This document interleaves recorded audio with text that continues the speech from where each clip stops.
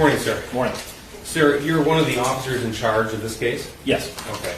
And you were here yesterday for Lieutenant Willis's testimony, is that right? that's correct. Okay. And you've had the opportunity as well to review surveillance footage of different facilities?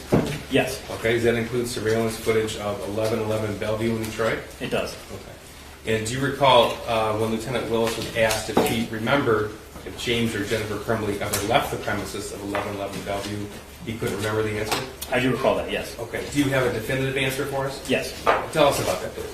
Yes. So in my review of the video from 1111 Bellevue, I did not observe Mr. or Mrs. Crumbley leave the premises. They did, like we stated yesterday, go to their car several times to smoke cigarettes and come back inside, but they did not leave the premises from what I saw in the surveillance video. Okay, so we have surveillance video admitted already about 11:30 a.m., around noon a.m. with the time difference on the surveillance camera, that James and Jennifer Crumbley arrived in the parking lot. Is that right? I believe that time is correct. Okay, and then we saw footage of James Crumbley pulling the vehicle out and back into the same parking spot? Yes. Okay, but they never left that location of 1111 Bellevue? I did not observe them leave, no. Okay. We heard testimony regarding certain foodstuffs were found in Suite 130 in that location. That's correct. In the review of your video, were you able to give us information regarding that? Yes. Tell us about that, please. So in the afternoon, at some point, the owner of that art studio that they were staying in got into his vehicle, departed, returned a while later with white grocery bags, a bag of ice, and I think a case of waters that he made 3 trips in and out, carrying that into the apartment or into that unit. And then that was the person that dropped off those groceries. Okay, thank you. I've met them.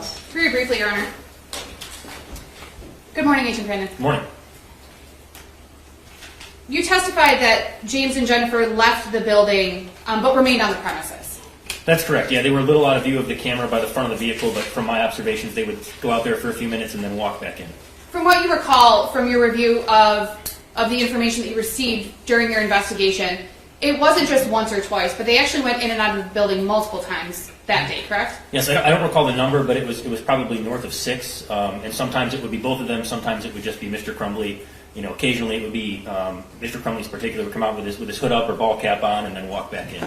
And we saw it was snowing that day. I believe it snowed in the morning, and then as the day went on, it let up. But yeah, it was approaching winter. It was December in Michigan, so cold. I don't recall the temperature, but yeah, it was December in Michigan.